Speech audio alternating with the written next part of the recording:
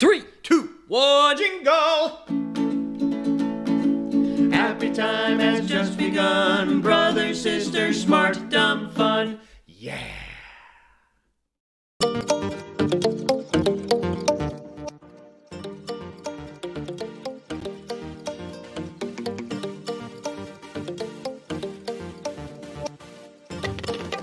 Listen to that, you guys.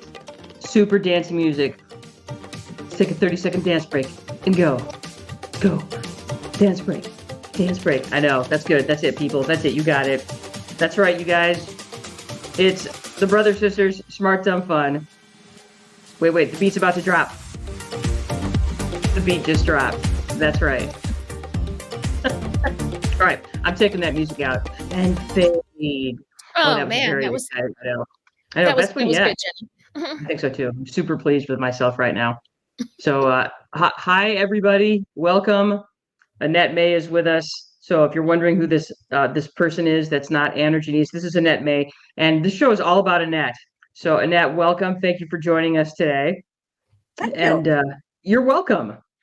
And so we are going to take a few minutes. So Anne and I are going to kind of do our thing, and then we are going to dig into to talking to Annette and asking her a bunch of questions and getting a bunch of answers and all that sort of good stuff. So I'm going to take a second. I'm going to take our brand off.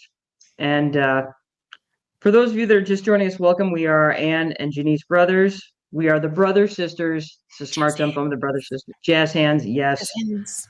I know. Look, there's Annette. There's a picture of you. Can you see yourself? I can. Yes. Awesome. I rated Google. I was like, Annette May Cicerone, and a bunch of pictures back. I was like, oh, this is a good picture. That's right. Hey, So we will talk. That's not my Instagram.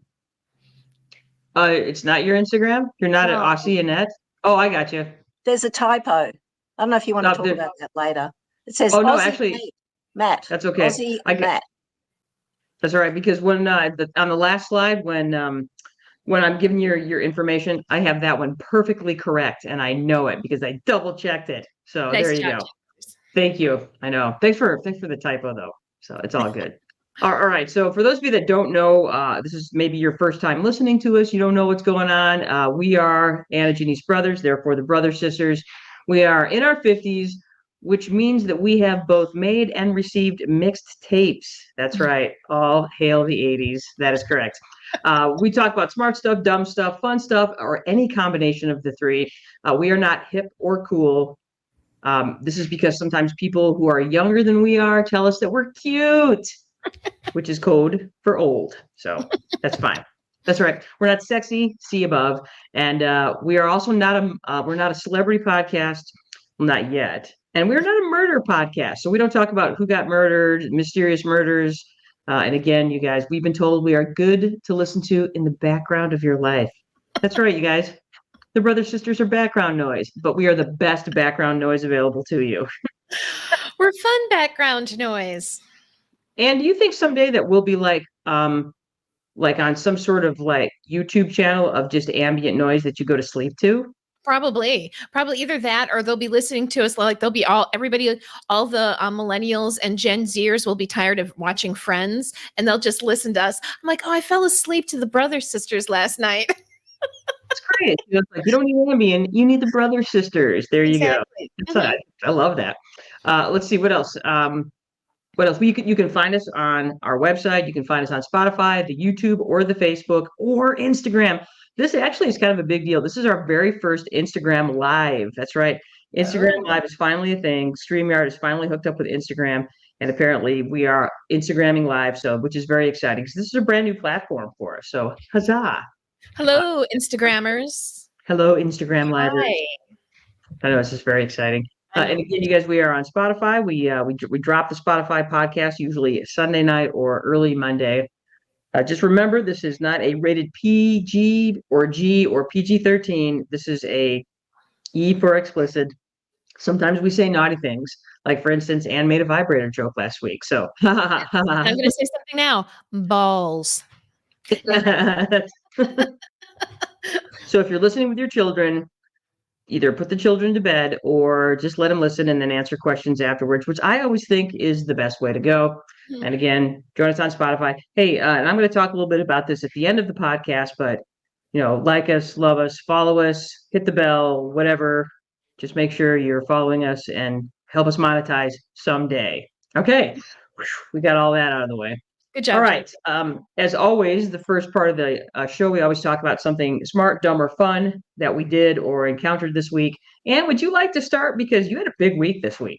I did a very smart thing, which I'll talk about next time. But my very dumb thing this time was that I waited in line outside in the freezing cold for 4 hours so that I could get my one last cake from Bunzir Bakery in Kalamazoo. They have been open for 62 years, and as far as I'm concerned, they are the best cake or best bakery. And we lost you there. Sorry. Oh, you got me? I got you back. Okay. As I was saying, Bunzir is the best bakery for cake that I know of, and I was very sad to hear they were closing. And people were literally lining up since they announced their closing. They've been lining up every day, like 100 people in line before they open, and then they're only open as long as they have product, which means a couple hours, 2 to 3 hours. So I got myself Friday or Thursday morning first. I was the first in line, and I sat there for 4 hours outside. When I sat down, it was 29 degrees. I had my little chair, I had my books, I had my puffy coat, and I waited for 4 hours. And there's a picture of my cake on our feed right now. It says "Cake Bitch." Well, it doesn't say bitch because they wouldn't write bitch, but they wrote as close as they could without offending anybody's sensibilities. But I think it really gets the point across. Annette, I see Annette's hand up. Do you have a question, Annette? And did you ask them to write that on there? Of course I did, because they're like, "Hey, do you want something written on your cake?" And I'm like, "Yes, cake bitch." I thought so. So definitely. And it got a lot of laughs while I was purchasing it. So I posted it on our Facebook page, and I also posted it on my personal Facebook page because I thought it was so funny. And I'm sad that they will not be open. Jenny and I grew up with Bunzir cake. I mean, the best weddings in St. Joseph County always had Bunzir bakeries make their cake because they have the best freaking cake. I'm not kidding you. I never lie about cake. So if you have a chance, their last day is December 23rd. You will have to wait in line. They are not taking any advanced orders anymore. Tip the ladies nice because they have had a very hard 3 weeks. People like, well, I want and people like, they're only making very specific things. So you could get one cake, you could get 2 packaged baked goods, and you could get 6 pastry. And so they have a limited amount. They only had like 6 different pastries and like 2 different packaged baked goods. But if you want a cake, your next opportunity is, I think, Wednesday. So Wednesday, Thursday, Friday, Saturday. You only have 4 days left. 4 more days to get the best cake ever. And I got mine.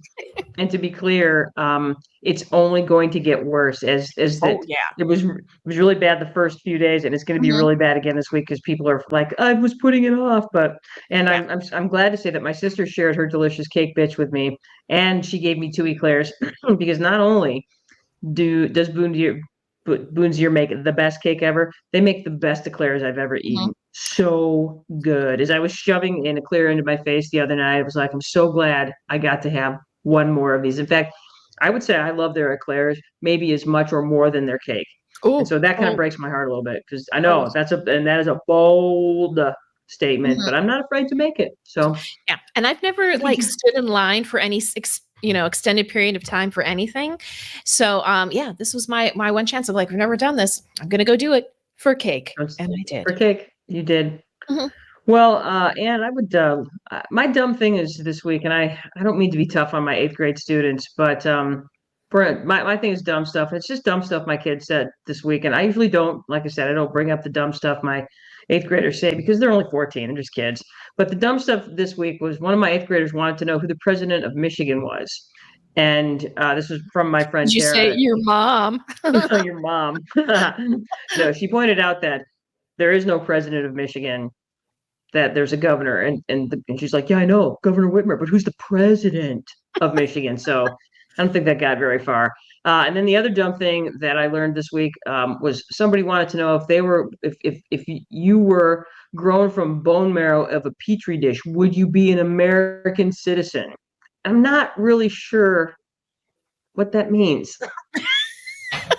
But they were talking about either. you know, what it takes to be an American citizen. So they were like, what if I'm born in an airplane like that's between borders? Am I an American citizen? And then somebody brought up what if I'm bone marrow grown in a petri dish? And then of course it's that idea that, well, do you know how all of this works? And the answer is no. God bless their little hearts. So yeah. So anyway, I don't know. I'm failing at my job. So we'll just go with that.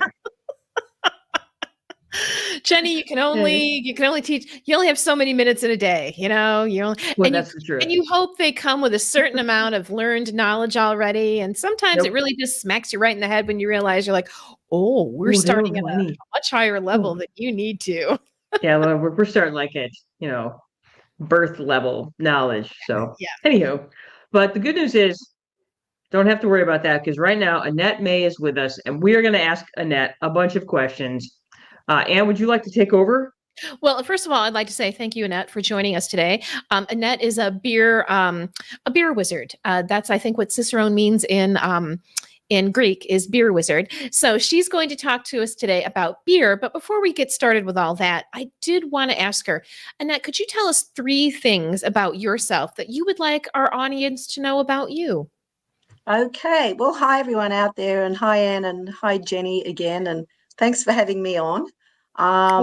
3 things. I think the first one is I have some very weird friends.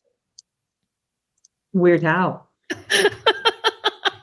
Wait, are you talking about Anne and I? What? Really weird but lovable friends, I will add. That is okay, true. what else? I don't know if you can see behind me. I have some very weird things in my house. All right, let's see. Can you see the matador on the wall? I can. Yeah, and if you go like this, I got a bunch of matadors up there. So, I collect matadors, and I won't tell you why because it's sort of too long and involved. But I have a lot of weird stuff, a lot of weird shit in my house, which I absolutely love. People come here and they go, "Oh, your house is so weird." And one of the really weird things in my house is in the basement right now, making me beer. So that's kind I was going to say, is it Mike? Is Mike the weirdest thing in your house? I wouldn't say he's the weirdest, but he definitely ranks up there with one of the weird things in my house, along with my many top 3 weird accoutrements, let's say. I love that word. Accoutrements. Accoutrements. All right, what's the third thing going to be? All right, so I'm living proof. So I'm going to do something really dorky in a minute, but I am living proof. I weigh 100 pounds. I'm only 5'1". But I'm a very small person and I'm super, super fit and I only weigh 100 pounds. And so I'm living proof that you can drink beer every single day and maintain a svelte figure. There you go. Good question. Yes. How much do you work out? Well, this is why I'm going to be a dork because I'm going to stand there and I'm going to give you a little bodybuilding pose. I'm a bodybuilder. And I work out. I just cut back, actually. I was working out 6 days a week, 2 hours a day. But my body started to tell me that, I got sick. So I was like, okay, you got to cut this back. Because I'm also I did not know you were a bodybuilder. That makes you even more of a wizard. And real quick question. I'm going to be really dorky here because, all right, one thing. So I used to have sort of like big, woman things, and now they're gone. I don't have a cleavage anymore, but I have the kind of muscle cleavage instead. Yeah, but you got pecs, not boobs. Yeah, exactly. So, I'm just going to do the dorky, like, oh, yeah, all right. I don't know which way my thing goes here, but I have like really, really big biceps, really beefy biceps, and really big tricep. Can you see those? Yeah. Holy crap. That's what a tricep is actually supposed to look like. I was going to say. There it is. I've never seen mine. Yeah. And I wish I could just, I have like, massive. So, Annette, did you have to get a license? Anyway, I'm being a little dork, like, look at this. Seriously, do you have holsters for those guns? So anyway, my point of being a total dork is that, by showing everyone my muscles is that you can drink a beer every day and and do this, like you don't have to be overweight. Because a lot of people are like, well, if I drank beer every day, I'd be fat. And people look at me all the time. They say, you don't drink beer. Look how fit and healthy you are. I do every day. Well, so you make it and you drink it. So I was going to say that's because isn't beer like one of those superfoods? That's it. It's a superfood. Lots of vitamins and health benefits. It's good for you. Beer is truly good for you. It's got lots of I lots of good stuff. agree. Excellent. So, and my quick question for you is when you said that Cicerone means beer wizard, did you find that definition on Wikipedia? I did, Jenny. I did. And of course, it must be right because Amazing. I found it on the internet. That's right. Good job. Wow. All right. I'll tell Sorry. you what a beer Anyway. means later. Okay. Good. Good. Ooh. Okay. So that was all right. So those three things about you, very good. I did not realize you were a bodybuilder. That's complete news to me. So that's amazing. So my body's been built by carbs and lack of exercise. So all right. Sorry, Ann, go ahead. Okay, so Annette, can you tell us how did you come to love beer? So that was, kind of a weird conflict. It was sort of, I fell into a second career by accident. So I'm being serious now. This really did happen in my mid-30s. In Chicago, I used to live in Chicago, and I never drank beer. I came from a total non-drinking family. Never grew up drinking, just not at all. I was kind of a big pothead. But anyway, so I needed a job basically, and I got a job in a bar, bartending. I thought it might be fun to bartend. I don't know why, because I never hung out at bars and I certainly didn't drink beer. But it was kind of serendipity. I ended up in a bar that had a lot of really interesting imported beers. And if anyone out there's ever had a Belgian beer, they're really complex and really beautiful, and they don't taste like beer. I don't like to use that statement, but right now I'm just going to say they don't taste like beer, inverted commas. And that's really how I fell into it, because I was bartending and I had to taste this stuff to sell it because I wanted to make money and get good tips and be educated and, give my customer a good experience. And I started tasting some really interesting, mostly imported beers, because this was 30 years or a long, long time ago, before all the craft beer that's out now. And that's how I sort of surprised myself. I had no idea what imported beer tastes like. I'd only ever tasted the standard, American lagers, Australian lagers, whatever. The other thing I should have pointed out, number 4 about me, I'm Australian. So, Oh, that's what so that's that's that how answer. and Okay, the not more from I tasted Mississippi. beer, Okay, got it. the more I tasted beer, the more I found that I just really enjoyed many, many things about it, because there's so many different flavors in beer. So that's why I fell in love with it. Okay, That's awesome. that's good. In my You know, mid-30s. and I've never asked you that. I just assumed that you were born drinking beer because you're Australian. And Well, no, I come from, a nice, Jewish family where, very, I'm going to use this as a generalization. Like, of course, there are Jews that drink, I'm one of them, but especially back, I'm old, I'm way older than you guys. None of my family drank, Jews in general, very much a generalization, don't drink a real lot. So, totally non-drinking family. Extended, my aunts, my uncles, my cousins, like no one. There was never any alcohol anywhere that I went and grew up with. My parents didn't drink. Nobody really drinks. All right, and it's also interesting to know that this was like a second career for you. So, if you're thinking, oh, and this is the career I'm going to have, you're like, no, you can always have a second or third or fourth career. You can. I was 35, and I used to be a registered nurse. So you probably know that, Anne. I did know you used to be a nurse. Yeah. So, and I couldn't nurse anymore for complicated reasons. So I became a bartender. There you go. Perfect. That's awesome. Perfect. Very cool. All right. right. Next question. Our next Okay, question. hang on. I gotta bring us back into the. There it is. Okay. So, Annette, what is a Cicerone?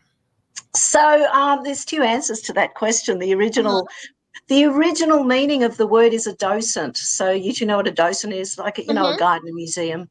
Right. So that's actually the original meaning of the word. It's a docent. And I actually found it in that use in a book I read a couple of years ago that was written in the 1920s. It was a book about Virginia Woolf and blah, blah, blah. And they actually came across the word Cicerone. It's like, we're going to travel together and I will be your Cicerone. And I went, it's the actual word Cicerone in its original context. But anyway, it fell out of use in the English language. And the Cicerone program is a program that educates and gives credentials to professional beer workers, to people that work in the beer industry. So it's a professional accreditation certification organization. And the guy that started it up wanted a word for a beer professional. It's akin to a sommelier for wine. And most people, or many, many people know what a sommelier is. That's your wine expert that knows about the wine and comes with the wine and shows you the wine and recommends the food and in the restaurant. So we are as educated and we're on par with them as far as credentials goes. But the guy that started this certification organisation wanted a separate word. He didn't want to call us beer sommeliers. So after a lot of probing and researching, he came up with the word Cicerone, which means a guide. Beer guide. You're a beer So guide. we are beer Beer guides. guide. So that's what the word Cicerone actually means in the modern context. And actually, if you look up now, if you actually Google Cicerone, you're much more likely to find a beer guide or, a beer professional rather than the original use of the word. And it is a registered trademark too. You can't just say I'm a Cicerone. You have to earn the credentials by passing pretty rigorous exams, and they're very similar to the exams that sommeliers set for wine. Excellent. I didn't know any. I mean, I knew you knew a lot about beer, and I knew you had done a lot of testing to get this certification. But I was like, I didn't realize that docent meant guide, and that just makes so much sense because you really are a beer guide. Well, we try to be. We try to elevate the experience for the consumer because beer is, in general, pretty misunderstood by the average consumer. I think so. I think most people don't realize how sophisticated it can be. I don't know if it's sophisticated, but it's just very complex and it's got a lot going on. Interesting. Yes. All Beer right. is like women, complex. I like it. Yes. Fantastic. Now, Annette, I know you're involved in an organization called Fermenta. Could you Yeah. please tell us about this organization? Sure. So Ferment is a non-for-profit, first and foremost. So we started, there was a group of, so I'm just going to sort of step back further. The beer industry in general, and it's the same all around the world, is mostly dominated by men. It's one of the many industries where women are underrepresented. But, nevertheless, there's always been women women brewers and women involved in serving beer and, women in the beer industry. There's actually an international organisation called Pink Boot Society that many, many women professionals belong to. But in 2014, a group of female beer professionals in Michigan got together and we talked about starting a group for women that we could educate and mentor and possibly give scholarship to help them advance their careers if they were in the brewing industry. But not only that, to help them get into the industry. The Pink Boots that I just mentioned, membership for Pink Boots, you have to be already in the industry. So we wanted to sort of take a bit of a step back and said, well, there's a lot of women out there that would like to be in the industry, or maybe they're home brewers or whatever, or maybe they're engineers or biochemists or have some sort of science background which helps you. And let's see what we can come up with that might be able to help them by networking and by education, get into the industry. So we started a 501(c) back in 2014, and we're just about to enter our 10th year. It's Michigan-based, but now our membership is actually nationwide. Actually, we've got a couple of people outside of the US too, which is nice. So you can become a member no matter where you live. But we basically give scholarship and educate. I'm the scholarship director, and we've given out over $25,000 now of scholarship to women. And it's not just beer either, it's all the fermented beverages. So it's mostly beer, just based on the fact that most of the board members and the majority of our members are beer women. But we also deal with cider and mead and wine and spirits, and actually a little bit on the fermented food side too. Now, how much, can you say that number again? How much money have you guys put out for scholarships? 25,000. That's awesome. Thank you. Yeah, and no major sponsors or anything. This is just, we've had some scholarships donated to us, the actual scholarship, but we don't have any major sponsors. We've raised all the money ourselves just by our memberships and by events in 10 years. Sorry, So I'm typing as you are talking because this is really awesome. Mm-hmm. Yeah, that's glad very you interesting. type fast because I can't. Yeah, Jenny's a fast typer. I am not. It Unless is. you want a lot of mistakes. If you don't mind a lot of mistakes, I can type a little faster. That's a fifth thing to know about me. I'm a techie moron and I can't type and I don't know how, and I'm not cool enough to have an iPhone because, I wouldn't even know how to use one. So It's not We're that not cool. cool enough to have iPhones because we don't want to spend that much money. So I don't want to spend that much money on a phone. So, I don't have Siri or I don't know how to use any of that stuff. Jenny do you have Siri, Jenny, or do you have Alexa? we have Alexa. We have she's the probably listening right now. sorry, she's listening right now. Sorry. Be quiet. She's listening. All right. So yeah, so I just wanted to make sure I have this correct. So you said Fermenta is a nonprofit. It is to help women enter we'll call it the beverage, the fermented beverage industry, not just beer, but you said wine and spirits as well. Michigan-based, but it's now a national group. And you have a scholarship program that you help women get into the business. And I think that is fantastic. Or advance their careers, or education if they're already in there. Okay, so Yeah, that's you can pop our webpage up on there. It's Fermenta Michigan, all one word, .org. I'm going to bring that up so you guys can see it real quick like a bunny. There it is. I'm going to go ahead and share this tab. Can you guys see that all right? There it Yeah. is. Fermenta. Okay, so that is the Fermenta. Yep. New scholarship alert. So, all right. And we will actually, when I go ahead and put this slideshow online, I will make sure that we add that address to it so that people know and they can find it more easily. And we'll also put it on our Facebook page. And Awesome. we'll put it in our notes for the Spotify. So we'll make sure that word gets out for sure. Awesome. Thank you. You're welcome. All right. Next question. Anne, are you ready? I am ready. So why don't we drink some beer? And right. Annette suggested 3 beers for us to try. So this is our first beer. It's the Annie's Export Lager, and it's from Grizzly Peak Brewing Company in Ann Arbor. And I know the brewer. Who's that? I know him. We all know him, but Anne knows him. I know him better in a different way. She knows can I him say in in a a biblical way? Biblical, You yes, can. biblical way, exactly, as in the Bible. Yes. So Duncan Williams is the brewery manager at Grizzly Peak, and he is also my husband. So we're going to start with his guess who's the Annie in the Annie's Export Lager? Guess. It's me. All right. So I'm the Annie. Hi, Duncan. Before we start drinking beer, though, we're going to do a little sensory work, okay? Oh, okay. Wait, hang on. I have to. I want you to pour the beer, so please don't pour the beer yet. Okay, So. I haven't Don't poured pour the the beer beer. yet. Got it. Nope. Okay. She's sitting there taunting me. All right. Okay. So I asked you two to get a candy. So what I want to, I'm going to run you through a little sensory exercise, and so everybody out there watch this. The point of doing this is how important it is to smell things, and this is everything, not just beer, but it's really, really important when you eat or when you drink any beverage that you actually smell it. And I'm going to start by saying that the way our heads are built and our nose and everything like that and our brains work and blah, blah, blah, blah, blah, about 70% of the overall flavor of anything, 70% of it is the aroma, all right? So it's basically split up into, I'm just going to say 2. There's actually 3, but to keep it simple. The flavor of something is a combination of the aroma and actually, remember when we were kids and we learned about sweet, sour, and salty on our tongue? All that stuff? Mm-hmm. Yes. Yeah. So about 30% is that, sweet, sour, salty, bitter, umami, and fat, which we taste on our tongue, and the other 70 is aroma. And that gives us a combination of flavor. So aroma plus taste, tongue taste, equals flavor. So I'm going to prove that to you right now, Jenny and Anne, and then everyone can watch. So, try this at home sometimes. So first of all, your brain's already kicked in. This is usually when I do this in a class, I do it live. I don't tell you what flavor the jelly bean is. I just give it to you and you have to figure it out for yourself. But obviously the way we're set up, I can't. But what I want you to do, take one of the jelly beans. All right. And if possible, take one that you didn't taste so you don't know what flavor it is. Right?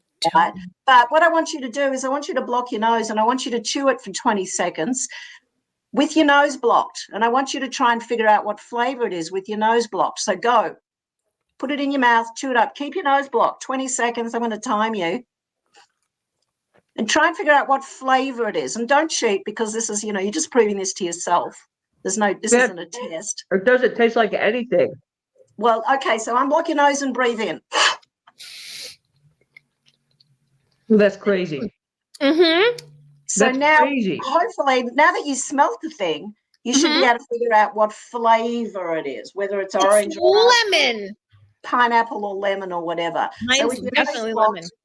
Mine kind of tastes appley. So you only figure that out when you smelt it, right? Mm-hmm. Oh yeah. No, seriously. Yeah. So it didn't taste like anything. Well, you should have registered maybe some sweetness on your tongue from the fact that it was a candy. All right. Yeah, so it tasted sweet, but I didn't know what flavor it was. No. All right. Not So until I unblock my nose. I guess my that's the point in coolest thing doing ever. that is that if you don't smell, I'm going to just say beer now because we're talking about beer, but it's the same with anything, any kind of beverage. If you don't smell your beer, you're not going to get the flavor of the beer. You're just going to taste carbonation, which is bitter. So Okay. one of the things that people tell me all the time is I don't like beer because it's got an aftertaste and blah, blah, blah.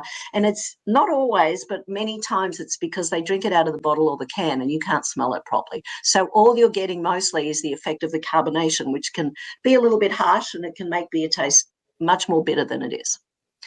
All right. Okay. So All right. that little exercise to you to prove that you must smell it to get the whole flavor of the beer. Beer has flavor. It's not just bitter or whatever like that. So I did ask you to bring 2 cans of the Annies. Mm-hmm. You both have 2 cans of the Annies in front of you. Here, hang on, I gotta get my other. Hang on, I have to go get my other cans. I'll be right back. I'll be right back. Oh, I don't want to get that. Oh, there we go. I have 2 cans. All right.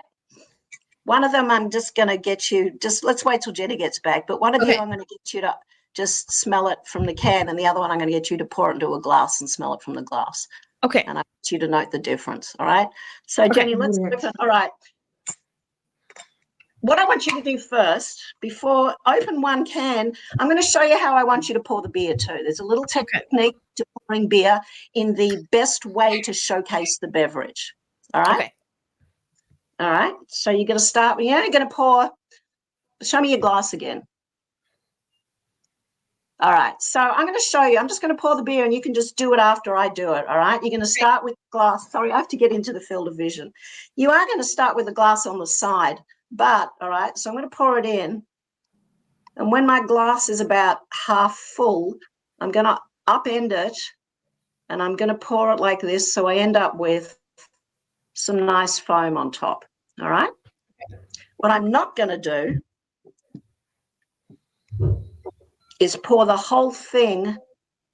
What I'm not going to do is pour the whole thing on the side. So I end up with no foam. You're not going to do that. You're going to do that. Upend the glass about when the beer is about half to 3/4 full and pour it right down the middle to give yourself some foam. So excited. All right, So hang on. when you've done that, then right. So I'll just wait for Jenny. No. I feel like I'm like a kindergartner trying to. All right. Now stand it hang on, upright and pour it right down the middle. Pour it Right hard. down. Hold pour it up down high center. and pour it hard. Foam. Beautiful. All Yeah, right. look at me. Boom. Now I want you to take the other can and I want you to open it up and I want you to smell, first of all, the beer from the can, and then I want you to smell the beer from the glass. All right. So what I want you to do is go like this. Just wave it under your nose a little bit. Mm. And see what, you don't have to tell me, but see what you can smell. Now I want you to do the same with the glass.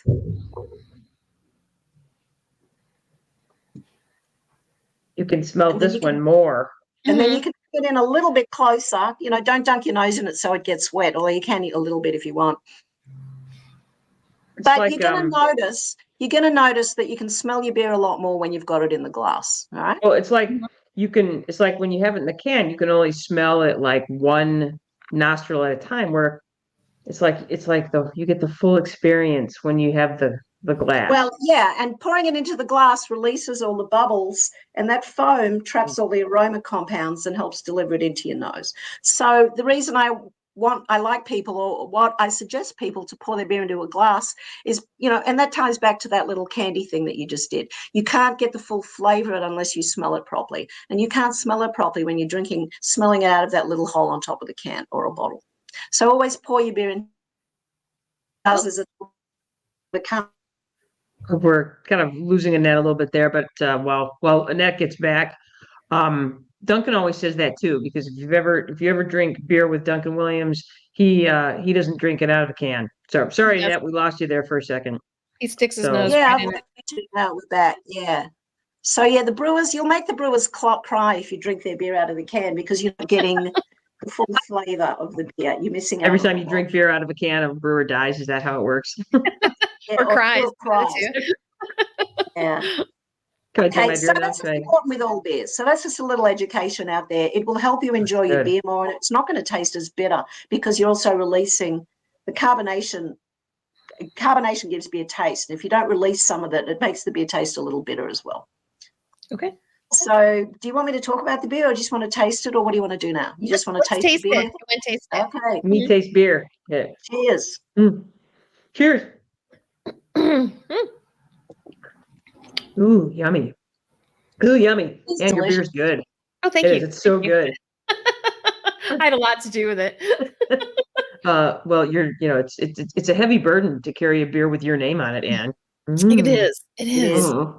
All right, Mm. tell me one thing. Can you pinpoint anything that the beer tastes like? It tastes like flowers. Flowers. Okay. Mhm. And I can tell you where that comes from. Is there any kind of bakery flavor in there for you guys? Like, I'm putting suggestions in your mind, but that's all right. Like bread or cracker or, like soft cookies or I always dough, feel like I always feel grains. like beer kind of has a dough taste to it, like a bread taste to it. And that's one of the things I like about it because I pretty much have never met a bread that I didn't love. So, and I think that's part of the reason I like beer is because it tastes Yeah. like liquid bread. Yeah, and that's another name for beer. And so we do talk about bakery flavors when we talk about beer. Mhm. Yeah, I really like this one. Yeah, I'd say definitely that. I think that's what I've always gotten from beer is that kind of bready sort of flavor to it. You know, that yeasty sort of flavor that you get from bread. Well, yeast is another, yeasty can remind people of bread too. But the main flavor I'm talking about comes from the grains. Question. Yes, Jenny Brothers. Well, my question is, so you were vehement about there being a head on the beer as you were pouring it. Why is that? Well, there's a couple of reasons. First of all, those aroma compounds, as you pour the beer into the glass, so all the bubbles start coming up. And what they do is they form the head and they stay in the head. And it traps all the aroma compounds and helps deliver them to your nose. Delicious. That's why. Mm. Yeah. And then there's another reason why you pour beer with foam. All right. Have you ever in your whole life ever seen a beer ad, whether it's on telly or whether it's in a magazine, where the beer doesn't have foam? You can go back. No. Never. There has never, and I've done research on this, there has never been a beer ad, and this is going all the way back to when TV first came out, all the old TV ads for beer in the 1950s, and all the magazine and newspaper ads before that. Every single beer has foam on it. That's because beer's supposed to have foam. Simple. And it kind of like it seems like there's something wrong with it if it doesn't have foam on it. Like it seems like it's not like oh, what's wrong with this beer? Is it old? Is it flat? What's up with it? So it should. I have another question. Yes. I have another question. Okay, so does the foam tell you? So, like, if you have a beer and does the foam tell you anything about the beer before you even start drinking it? Yes. So the foam is a function of raw ingredients and brewing process. So you start with raw ingredients, and you make beer with grains, and some grains have grains all have proteins in them. So, depending on the grain you use in your beer, that's also going to affect the amount of foam in the beer. So barley grain and so beer is made with barley, and you're going to have to say it with an American accent because people have no idea what I'm talking about sometimes. Barley. Barley. barley. So people think Say it I'm like an talking American. about an Barley. island. Yeah, people think I'm talking about an island in the South Pacific sometimes. Bali. So barley is the main grain for beer, and it has a lot of protein, and so does wheat, and so does oats, and so does rye. You can make beer. Also, all beer is made with barley, some degree of barley, which makes foam. But if you don't get a lot of foam, sometimes that can mean that the beer doesn't have a lot of barley in it. There's always going to be some barley, but not a lot of barley. And that's why soda pop and apple cider and champagne, they have bubbles, but they don't have foam because the sugar source in all those things, whether it's fruit or it's fruit basically, it has no protein in it, so it doesn't contribute to foam. Fascinating. So the more barley you have in the beer, the more foam potentially it's going to produce. So beers, for instance, some of the mass-produced beers that have less barley and more rice or corn don't hold as much foam because there's not as much protein in those grains. But it's also about process. A good brewer understands where the foam you can lose foam during the brewing process, and that gets pretty complicated. I'm not going to go through those steps, but foam kind of gets sucked away. The foam producing substances in the beer can get sucked away during process. Yeah, and the other thing is too, and it all goes all the way through to getting into the customer's glass. You've got to have the whole service side. You've got to have the right. It's called a beer clean glass, and it's different to a beer glass. And a beer clean glass, it's different to a clean glass. A beer clean glass will maintain that foam, whereas a glass that's not beer clean, it'll just flatten. And also the pourer or the server has to know how to pour the beer with foam, and a lot of the time they don't. So I've noticed that.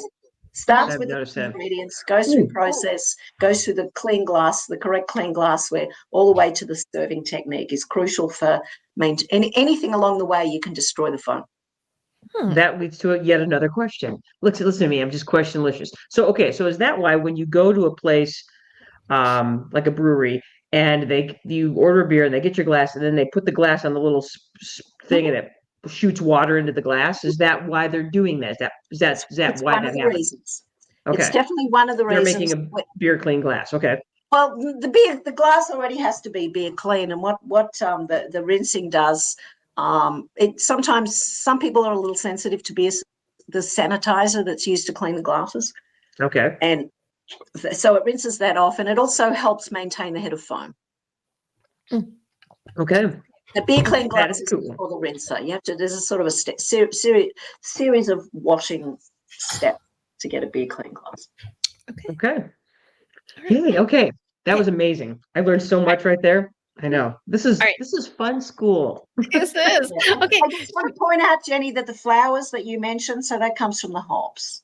That's the hops. Okay. Okay. European hops flowers. specifically. Okay. So our next beer is an NA, which NA means non-alcoholic. So we have a non-alcoholic beer. It's called Company Pills, and it's from Southern Grist. Oh, and where is Southern Grist? You It know, looks like we no, might have lost Annette. it's from Wisconsin. Wisconsin. Okay. I think I knew that, but I didn't. I knew that without knowing that. Yeah, Does that make any sense whatsoever? So, okay. Yes. And it says it's made from fun. mandarin and crystal hops. All right. So nice pour. So, all right. So, when we're talking, wait, who's talking? Oh, I think Annette's. There she is again. Okay. We're just having a little bit of trouble with you freezing up, Annette. So, am I? So, not. You are back. Nope. No, wait, now you're not back. Okay. So I'm going to go ahead and pour this beer. I'm going to practice my pouring in front of the camera so everybody can see me pouring and pour. Now, you said this is a non-alcoholic beer? Yeah, this is a non-alcoholic beer. So, for those people that may be thinking of doing a what is it, alcohol-free January? What is it? Dry. Thanks, Duncan. A dry January, then you can still enjoy your beer with a non-alcoholic beer. Mm-hmm. So, all right. So, Annette, you are back. So, have a smell and a taste of this one and see if you like it. It's one of my favorite NABs. Oh, it smells so good. It smells like beer. All right. So one of the things you'll do, you guys, is I will make sure that we, again, if you're interested, if you're listening or watching and you're interested, I'll post all of the names of these beers so that if you want to try any of them out, you can figure out where to get them. And I really think having a non-alcoholic version of anything is fantastic, and I think beer especially so. And this beer smells so good. Tastes like beer. Smells like beer. Tastes like beer, doesn't it? Oh, it's delicious. So, do you want me to talk just for a minute about this? Yes, yeah. please. Mm-hmm. Yeah. So NA beer is really really, really difficult to make. So people out there, please don't expect every brewery you go to make NA beer because it's really expensive to make. You have to make the beer and then take the alcohol out, and that requires a lot of expensive equipment. So it's more costly to make than regular beer. And it's not something, and you need a lot of skill, and it's very, very hard to make a good one. So please don't expect every brewery to just make one. It's really complex to do this. And also, alcohol gives beer a lot of flavor. It's really, really hard to make an NAB or take all the alcohol out and actually have it taste like a really good beer. There's a ton of them out now, a lot of them out, because this whole cutting down and sobriety and everything is getting more important, wellness and health and everything. And I drink a lot of NA beer. But anyway, this one is a really good example. It really does taste like beer. So a lot of NA beers taste like unfermented beer, which is called wort, which is sort of sweet. Because the sugar hasn't been fermented, it's still in the beer, and you can taste it, and it just doesn't really taste like beer. It's just sort of weird. And this one doesn't. This is why I love it. It actually tastes like beer. Now, the first type of beer that we tried was a lager. And what would you consider this style of beer to be? I didn't quite pick that. Is this what kind of is this one? I was It's a going to lager as well. Yeah, all beer lager. All beer is either lager or ale, and it's to do with the kind of yeast that is used to make the beer and the particular conditions that kind of yeast needs to grow and thrive and ferment. See, I didn't know that either. All beer is lager or ale, and it's not always a reference to the color of the beer or the flavor of the beer or the alcohol strength of the beer. You can get, yellow ales and black lagers. Okay. Again, it's the yeast and the conditions. Lager yeast likes X sort of conditions to ferment, and ale yeast likes different conditions. Now, this beer has a really citrusy taste to it. I'm sorry, I interrupted you, Annette. Yeah, no, go ahead. That's from the hops, all right? So Anne read the label, and it's got hops. It's got two hops. They're called Mandarina Bavaria, which is a German hop, which tastes like oranges, Mandarina. And the other hop is called Citra, and that's a very popular American hop, which also tastes like grapefruit. So that's what the citrus note is from. Okay. And it's actually what's called a Pilsner, as the very first beer is. This is a Pilsner, which is a kind of lager beer. It uses lager yeast. That's all that means on the bigger picture. And then the very first beer is called a Dortmunder, and that's also another kind of lager beer. So they're actually similar in styles. Dortmunder and Pilsner are not exactly the same, but they're pretty similar. And they're both lager beers, meaning they use lager yeast fermented at cold temperatures. I was going to say, they like it cold. Yeah. So you can also see it's very pale in color. Can you see it's actually gorgeous. It's a gorgeous color. Yeah, this is my awesome Pints and Panels glass that's got little beer fermentable critters on there. I love that.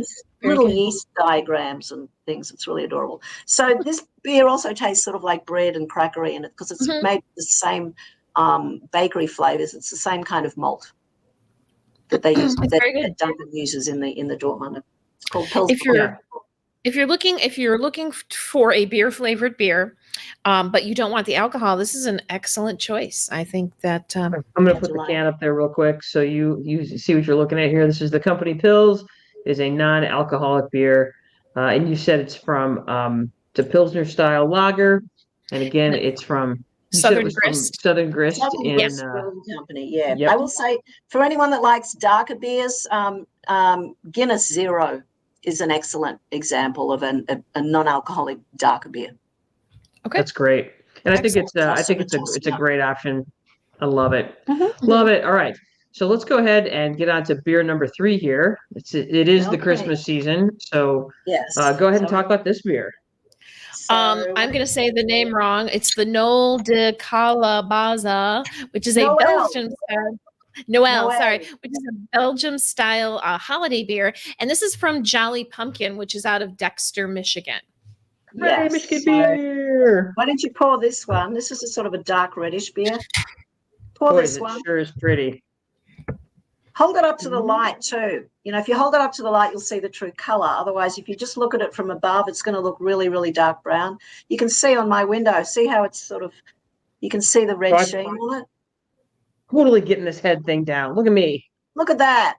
Look at Jenny giving head. This is the part in the broadcast where we talk about giving head. Okay. Exactly. Not rated G. Put your kids to bed. It's interesting because when I look at it, like if I look at it on the video, it looks really dark. But if I hold it up to the light, it's very amber colored. It is. It's actually really light in my This beer is sexy looking.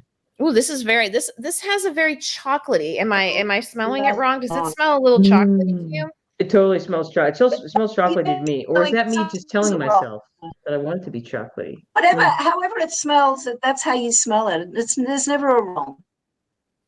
However you Okay. perceive it is good. Oh Mm. yeah, there you go. Raisins in there. Mm. Ooh, this is it's very tart. Heart. Stop I it. know. I'm This like, is sour potatoes. Mm. So first of all, It's a very last sour time- beer. and all right. it's So the also a flavor sour beer. profile So I'm getting here, straight sour. Yeah, it's like the word is tangy. Yeah, I was gonna say, it's funny because it Exactly. doesn't smell like it's gonna taste tangy. It smells like it's gonna Well, do you taste know kind why? of rich and dark. Yeah. Do you know why? It doesn't smell like it's going to taste tangy? Because Why? our tongues, you can't smell sour. That's one of the taste buds on your tongue. You can only taste it. Oh, Yeah. well, there you You go. can't smell it. This is my shocked look. Okay. Mhm. Yeah. Wow, You can't that's smell, awesome. you can't smell sweet either. They're taste buds on your tongue. You taste those. All That's right. true. So I'm just going to Mm. give you a little suggestion here. Does this Mhm. remind you in any way of a sort of an aged balsamic vinegar? Say that one more Have another time. little taste. Does this beer remind you in any way of a sort of like an aged balsamic vinegar? Yes. It reminds me of vinegar. I don't know if it's an. Yeah, I Kind of guess it does. it reminds me of like when you go to a vinegar place and you get the little barrels and you taste the Mhm. ones that are like lemon balsamic or um like a cherry balsamic or something like Mhm. that. That's kind Mhm. of Yeah. what it reminds, like a berry type of balsamic. Yes, Yeah, it I was does. gonna say, yeah, it does. It does. It has that tart fruitiness to it. Yeah. So it's tart and it's Mhm. fruity. And I'm pretty sure it's got some spices in it too, but Which it's makes sense because actually it reminds me of fruitcake. exactly. So it's got so I said I Yeah. could smell raisins in there. Mhm. Yeah, A little bit of which chocolate, is and it's got perfect. some like dark sort of sour plum flavor in there. It's a really nice beer. Which Um, makes sense for the holiday season. It's like drinking fruitcake. I don't know if that yes. sounds appealing or not. I'm like, wait, Good. what? I like fruitcake, so I'm all in. Nice. Well, I like I do real too, fruit actually. cake. Wait, what do you consider to be real fruitcake? The stuff that the stuff that you don't buy here in the grocery store, and that's sort of yellow, and it's got green glazed cherries in it. That's not real fruit cake. Oh, that's the type I Oh, like. oh, that means I'm not. That means okay. So Well, I'm not now saying that stuff's bad, but real yeah, fruit cake it's is sort okay. of brown in color and it's full of booze.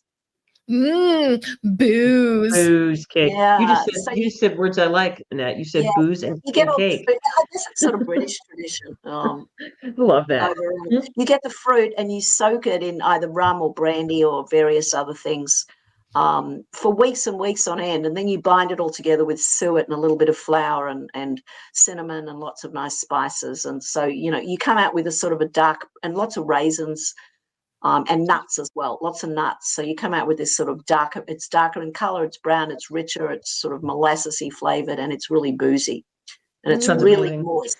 It's full of nuts as well. It's just phenomenal. Annette, you've never been sexier in your whole life than just that description. Is that because I I love said that. nuts? No, well, okay. No, you were just talking about all these things that are amazing, like booze and nuts and fruits. I'm like, yeah, I love all Yeah, those. I love all those things. All those Yeah, things sound amazing. I love them, and now I love you. So see, one of the reasons I put this glass up there, see all these little pictures on the Right. glass here? Mhm. Yeah, Shout out to Pints and Panels, by the way, who is the woman that did all this.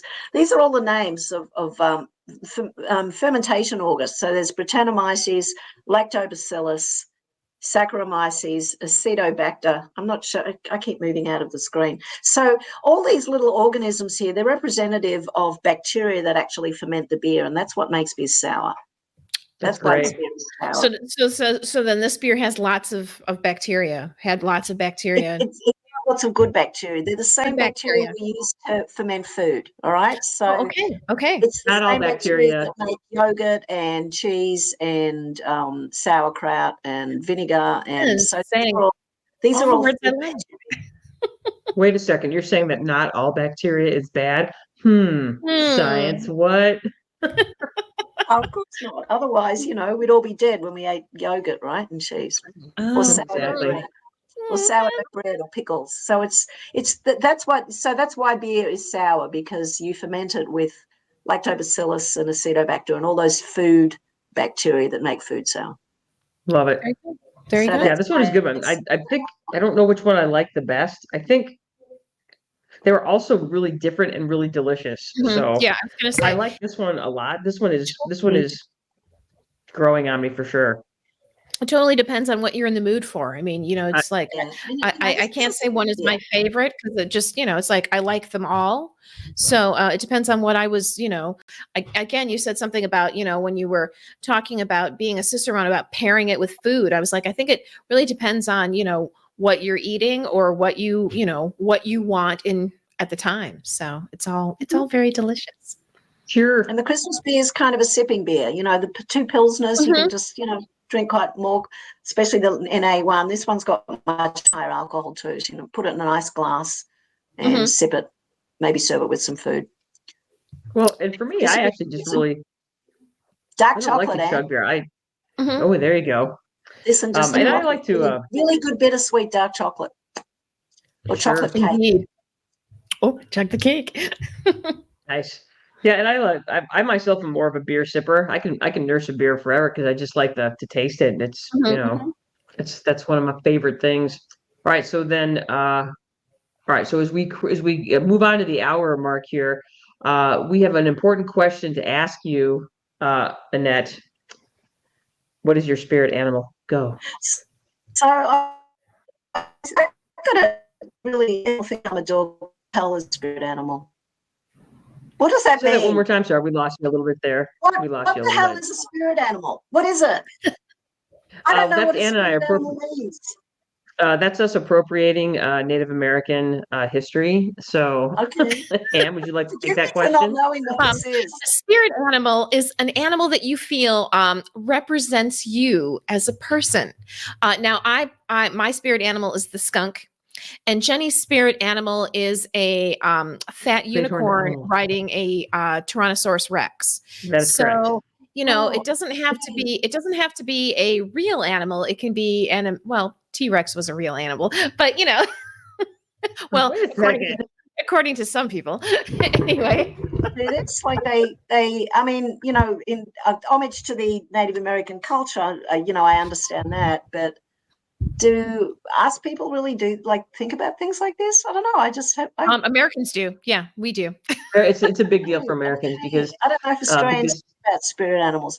So I did give it a little bit of thought, but I still had to clarify what it really means. And Mhm. this is really lame, but I just couldn't come up with anything except shrimp, and that's only because I like to eat them so much. N- hey, That that works. that And that is also, not.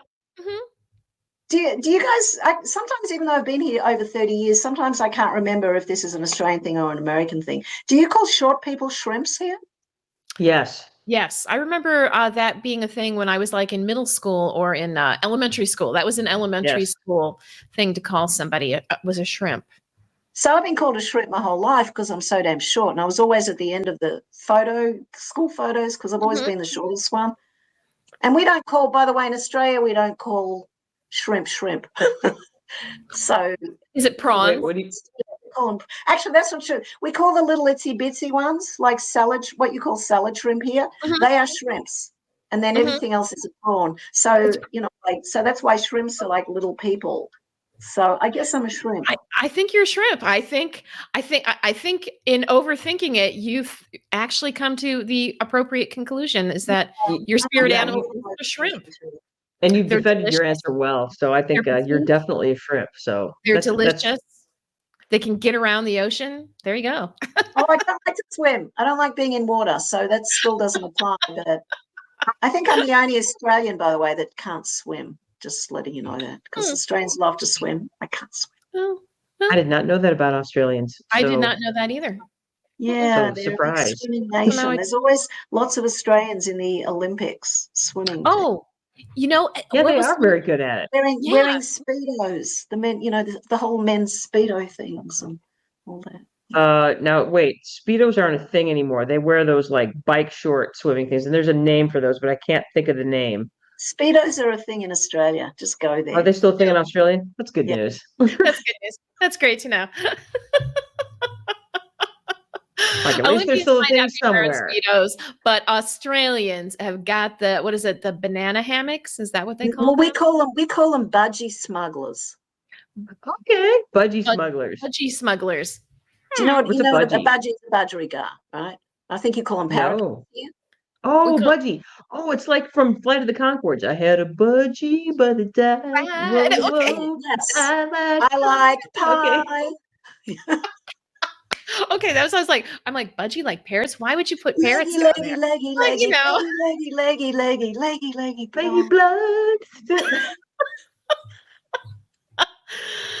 Oh, you know what? Guys. Someday we're going to have to talk about Flight of the Conchords, Jenny. Flight We're of gonna the have to God, I know. I have so much to say about Flight of the Oh, I love Conchords. those guys. We saw them live in concert here, actually. It was a lot of Oh, music. that's Oh, amazing. my God, that Let's was have a so movie, fun. and then I want them to go on tour again, so I can Mhm. throw a So banana anyway, hammock. so in Australia, Speedos are known as budgie smugglers. Budgie Hey. smugglers. Bridging the gap between our Exactly. nations. Coming together, culturally connecting, and insulting them all. No, sorry, everybody. Spirit Uh, animals and budgie mm. smugglers. We're the worst. Yeah. We're gonna get emails. So anyway, we are at the I hour hope mark. so. Wait. There's stuff. Here we go.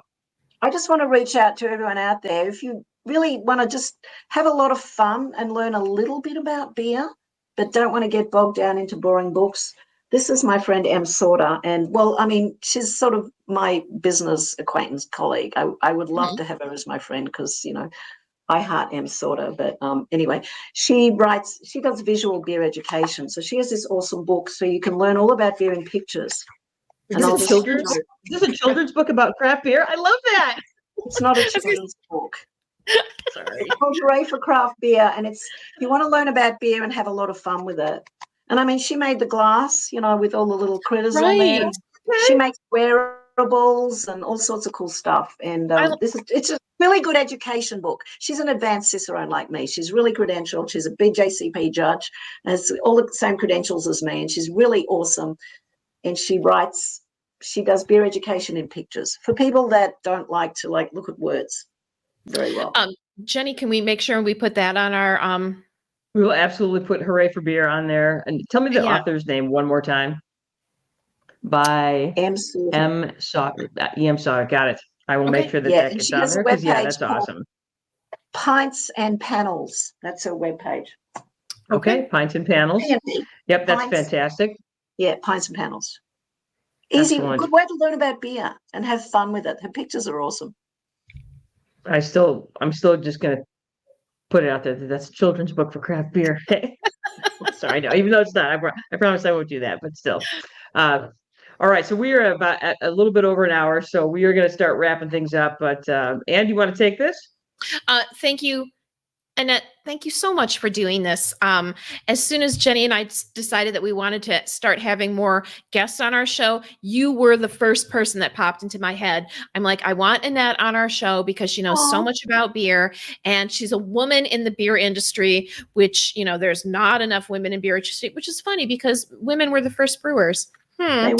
I did not know that. Yeah, they were the first brewers. And so I was just really excited. I'm like, Jenny's like, who do you know that knows stuff? And I'm like, oh my gosh, Annette knows stuff. So thank you, Annette, so much for doing this with us. I really appreciate it. We both really appreciate it. And we know our listeners and viewers, they're going to appreciate it too. Mhm. True. Give beer a So- chance. Pour it into a I glass. love and drink that. it well. I'm going to use that line. Give beer a chance. Annette said so. So hopefully, if you are looking for Annette, you can find her. Hopefully, I got it at Aussie Annette. I've also got you on LinkedIn at Annette May, and we're going to post your information on Fermenta. If you are interested in learning more about Annette or these organizations, then we will make sure we get that posted so that you can follow up for sure. For sure. Just so you know, Annette, guests on the Brother Sister Smart Dumb Fun receive a bougie, swaggy gift. Right now, all we have are tote bags. So guess what? You're going to get a tote bag. That's right. I love tote bags. Uh-huh. I Exactly. can't close my door in my office because there's all these millions of tote bags hanging on the back handle. I love them. Thank you. Yes, you will get a tote bag with our smiling likenesses. Thank you so much for coming on the show. You can support the Brother Sisters. I made a special slide, Anne, so to tell people, say, look, I am good at self-promotion. Yeah, no, Great way Jenny, I thought that was a great idea. Now, this is the best part, you guys. You can support the Brother Sisters for absolutely free. It doesn't cost you anything to support us. Well, not yet, but you can support us by liking, following, or subscribing to us on Facebook, the Spotify, the Instagram, or the YouTube. And again, you guys, you can do that for absolutely free. Even if you don't really want to listen to us, you can still click all the like and subscribe buttons. And then people will be like, yeah, they're watching the Brother Sisters. Because remember, we're ambient noise. We'll help you get to sleep. And look at Annette flexing down there. She's like, if you watch the Brother Sisters, you're going to be able to watch Annette. Look at that. Your arms are bigger than my legs in the best possible way. So yeah, put the word out to your family and friends, and then they can do that. And then they can, because again, you guys, it's like a chain letter of support without having to spend that dollar in the envelope. I'm probably dating myself because those aren't really a thing anymore. We're not a multi-level marketing system. We are just a podcast trying to get some followers. There you go. All right. There you go. I don't know if that actually worked or not. Anyway, sneak peek at next week. Next week, you guys, we will be broadcasting on Christmas Eve. That's right, Christmas Eve, where we will be talking about 2 different Mount Rushmores. That's right, we're going to do Mount Rushmores galore next week. The Mount Rushmores of holiday TV specials and holiday movies. We'll show us ours, and you're going to show us yours. That's right, we're going to put a poll out earlier in this week, because we want to know what your Mount Rushmores are of holiday movies or holiday TV specials. I've got some ideas. I know you do as well. So there you go. Mine's the Star Wars holiday special. Oh my gosh. Is that the one where oh, that one's terrible. Yeah, I think it was only shown like one time. Like once. And like I can remember the commercials for it because they were like, it's gonna be with Han Solo, and he was on for like 12 seconds or something like that. Mom made us go to bed before he even came on. I was so mad. It was so demoralizing. Like the things that we suffer through. So excited for that, and then it was then it was terrible. Yeah, because it was all about Chewbacca. I'm like, who cares about Chewbacca? Come on, man. All he does is growl. I want Han Solo. I don't want to hear about his Wookiee family. Exactly. For some reason, my 9-year-old self is very attracted to him, and I don't know why. Triggered. So anyway, once again, thank you so much, Annette, for joining us this week. And again, thanks everybody for tuning in. And we will be back next week with our sneak peek at our holiday, again, our holiday special, Mount Rushmores. So we'll see everybody next week. All right, I'm going to turn on, I'm going to go with Dance Pop this time for our outro music. Awesome. Can you guys, wait, I don't have a volume up. There it is. I still can't hear it. Oh, there it is. Goes. Oh, there it is. one. Yeah. I know you really like this one. I really like this we'll one. go with that. I got to put my brand up. There we go. I got to shut that one down right there. That's what I want to shut down. Wait, I got to put the brand up. There we go. Weird thing in my house. Nice. All right, everybody, thanks for joining us. We are the Brother Sisters. This was Sparked on Phone, the Brother Sisters, Annette May. Merry Christmas, Happy Holidays, Happy New Year. We will see you guys next week on Christmas Eve. Peace. Bye. Out.